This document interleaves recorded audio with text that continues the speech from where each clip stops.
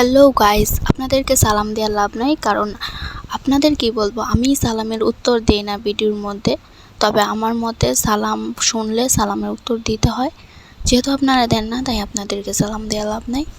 তারপরেও বলছি আসসালামু আলাইকুম। আমি আজকে কথা বলবো আপনাদের জীবন নিয়ে। আপনারা আপনাদের জীবন নিয়ে অনেক বেশি হতাশ। বেশিরভাগ মানুষের সলিউশন হচ্ছে এই জীবন আর রেখে লাভ নাই, জীবনটা রেখে শেষ করে ফেলবো। আবার অনেকে ভাবে না রে ভাই, জীবন যেমনি হোক না কেন আল্লাহ যতদিন বাঁচায় রাখছে ততদিন থাকবো, পরে মরে যাবো। মানে জীবন ওরা সবচেয়ে বেশি ঘৃণা করে আল্লাহর দেওয়া সবচেয়ে ইম্পর্ট্যান্ট জিনিস জীবন।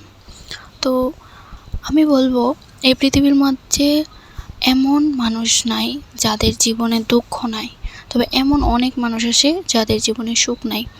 তো আল্লাহ বলছে এই পৃথিবীটা হচ্ছে পরীক্ষার ময়দান। এমন নয় যে আমি কষ্ট পাই না, আপনি কষ্ট পান যেমন আমিও তেমন কষ্ট পাই। দেখবেন পৃথিবীর মধ্যে মানুষ আশরাফুল মাখলুকাত, সৃষ্টির সেরা জীব। তাদেরকে আল্লাহ সবচেয়ে সর্বোচ্চ গিফট দিছে হচ্ছে শেষ জামানাকে হযরত মুহাম্মদ সাল্লাল্লাহু আলাইহি ওয়াসাল্লামকে দিয়ে। উনি হচ্ছে পৃথিবী নয়, এই দুনিয়ার সকল কিছুর নবী। তো আল্লাহ ওনাকে ভালোবাসতেন, ভালোবাসা এই পৃথিবী বানাইছে এবং আমাদেরকে ওনার উম্মত বানাইছে। আলহামদুলিল্লাহ, সব নবী রাসূলরা চাইছে ওনার উম্মত হতে। হযরত ঈসা আলাইহিস সালামের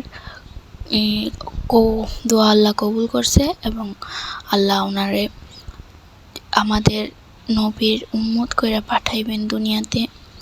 তো আপনারা যারা নিজের জীবন নিয়ে এত অভিযোগ, তারা না আপনার শুধু অন্যর দিকে তাকান, আপনার উপরের দিকে তাকাবেন না, নিচের দিকে তাকান।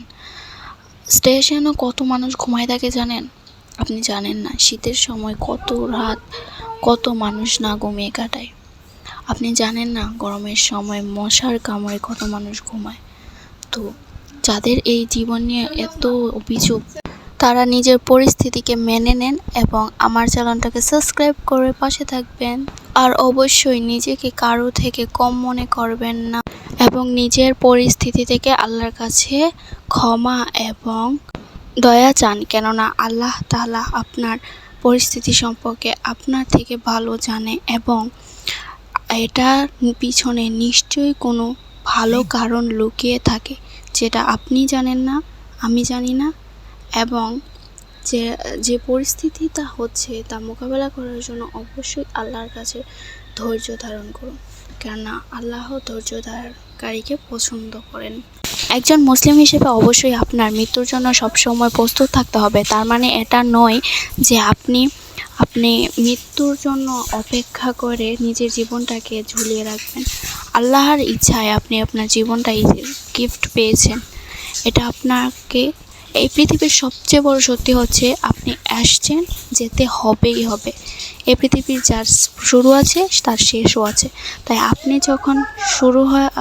যখন এই পৃথিবীতে আসছেন তাই যাবেন। তো আল্লাহর কাছে দোয়া চান এবং ওনার কাছে পানাহ চান। ধন্যবাদ।